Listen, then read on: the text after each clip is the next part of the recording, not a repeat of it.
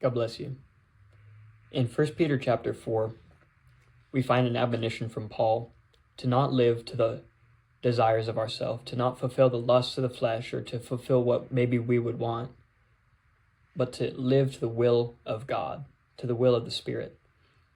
So I was thinking about this and a thought came to mind. How many times have we been in the altar? Or maybe we've been in a service and we just feel like we can't feel the presence of the Lord. I can't feel him. I can't, whatever. I'm worshiping my heart out and I'm praying. I'm trying all these things, but I just can't seem to summon it up is sometimes how it feels.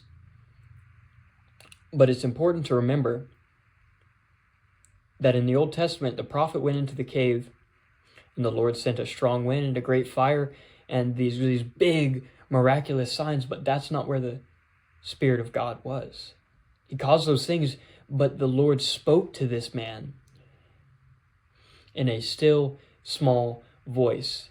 And many times we're in the altar and we're like, man, I just can't feel the presence of the Lord. Maybe it's because we are trying to live to our flesh. Maybe what the Spirit is doing, he's nudging you. He's that voice in the back of your head that's saying, go pray with that guy. Go pray with that girl. Go ask that guy in the back why he isn't in the altar. But we nudge it off and we say, no, Lord, I can't feel your presence. I just need to really have that confirmation that you're here. But we check it and we say, is this what the Spirit of God, according to the Bible, is this what the Spirit of God, is this how he operates? Is this what he does? Would he tell me to do this?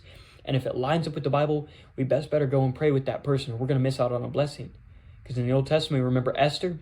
When her cousin told her, he said, you should do this. You need to go before the king. It's the right thing to do. But if you don't do it, somebody else will. And it's the same for us. If we don't acknowledge that nudge and we don't follow after and we don't do what we're supposed to, somebody else will get that blessing. And not only that, we'll see it happen and we'll say, that could have been me. I could have pleased the Lord in that way. But when he said, go pray with that person, I've never met them before. I don't want to do it. That's uncomfortable. I don't want to do it. And somebody else went and they prayed with them. And not only are we missing out on that blessing, but that person in the altar must be more important than me feeling uncomfortable or not being able to feel the presence. It's a promise where one or two are gathered in the name of Jesus Christ. There he will be with us. So maybe we should stop worrying so much about feeling the presence of the Lord. And maybe it's time to start doing what he asks of us and following the leading of the Spirit. And then we'll be in the presence of the Lord.